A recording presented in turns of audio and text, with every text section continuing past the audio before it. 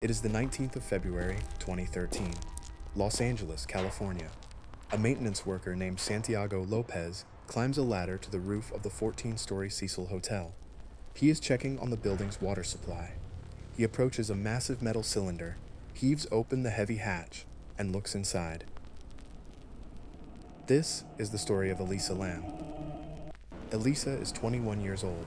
She is a student from Vancouver, Canada. On January 26th, she travels alone to Los Angeles. She checks into the Cecil Hotel near Skid Row.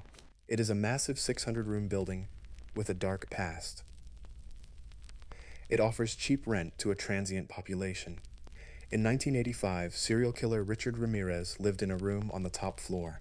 He would return from murders covered in blood and stripped to his underwear in the hallway. In 1991, another killer, Jack Unterweger, stayed there. He murdered 3 women during his visit. It is a place where people go to disappear. But Elisa is not looking to disappear. She calls her parents every day. But on January 31st, the calls stop. She never checks out of her room. The police are called. They search the hotel. They search the roof with scent dogs. They find nothing. Her belongings are still in her room. Her laptop, her clothes, her backpack. Everything is left behind. The search stalls. 2 weeks pass. On February 6th, the LAPD holds a press conference. They release details of the missing woman. On February 14th, they release a piece of evidence. It is a 2-minute surveillance video from one of the hotel's elevators. It is the last known footage of Elisa. Take a look at what happened. She enters the elevator. She wears a red zippered hoodie, a dark skirt, and sandals. She does not wear her glasses. She steps into the center of the car. She bends down and presses multiple buttons in a single vertical column. She steps back into the corner. She stands perfectly still. The doors do not close. She waits. She steps forward and peeks her head out into the hallway. She moves quickly. She looks left. She looks right. She jumps back inside. She presses her back against the wall, hiding. The doors remain open. She steps out into the hallway again. She moves her hands in strange, fluid motions. Her fingers splay out. Her wrists bend backward. It looks as if she is talking to someone just out of frame, or perhaps she is talking to no one. She steps back in. She presses more buttons. She steps out a final time. She walks away down the hallway, turning to the left. The elevator doors finally close. The video is uploaded to the internet. It immediately goes viral. Millions of people watch it. They analyze every single frame. Some point out a missing timestamp. Others argue the footage has been deliberately slowed down. Some notice the elevator door remains open for over 2 minutes, leading to theories of a hidden accomplice holding a button outside. The mystery deepens. But back at the hotel, a physical reality is setting in. Guests begin to complain. The water pressure in their rooms is incredibly low. When they turn on the faucets, the water comes out discolored. It is tinted brown. It has a foul, sweet taste.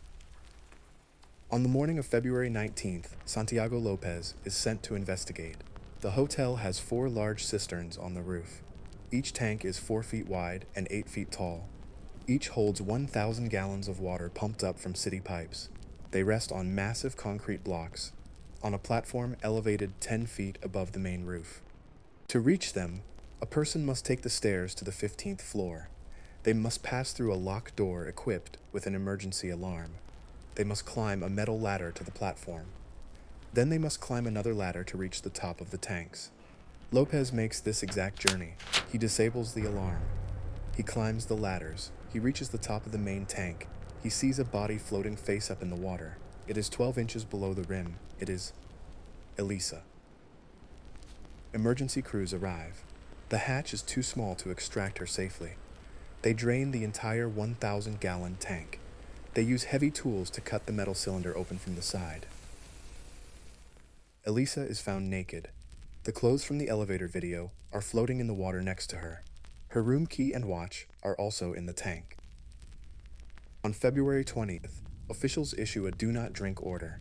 The guests realize what they have been showering in and brushing their teeth with for 19 days.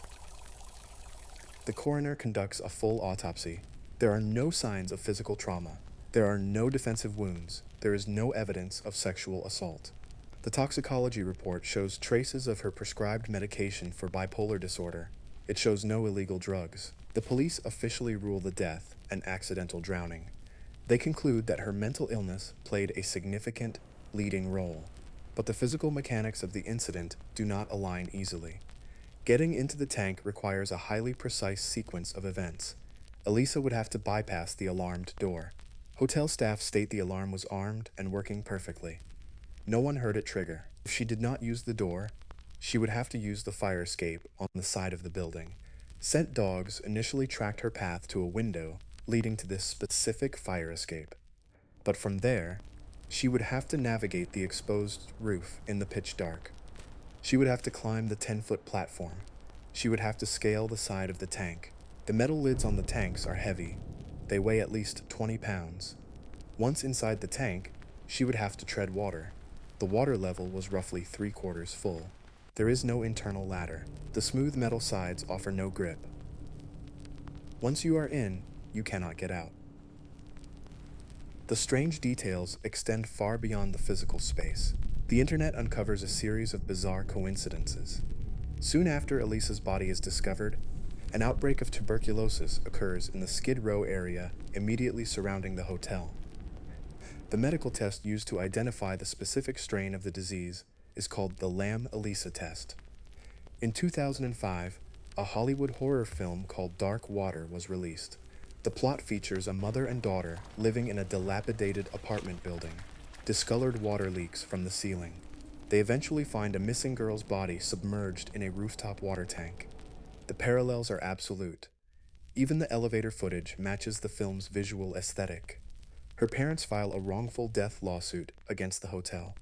They argue the building was fundamentally unsafe. The hotel's defense argues that the rooftop water tanks were not intended for guest access. They state it was completely unforeseeable that a guest would bypass the alarm, climb the elevated platform, and enter a sealed tank. If the alarm never sounded, and the heavy metal lid was impossible for her to move alone, a judge eventually dismisses the lawsuit. The Cecil Hotel rebrands. It changes its name to Stay on Main, but the legacy remains. The true sequence of events leading to the water tank has never been definitively mapped. The police closed the case. The internet never does. The elevator video remains online, scrutinized frame by millions. The logistics of the roof remain heavily disputed. If the alarm never sounded, and the heavy metal lid was impossible for her to move alone, who was she talking to in the hallway?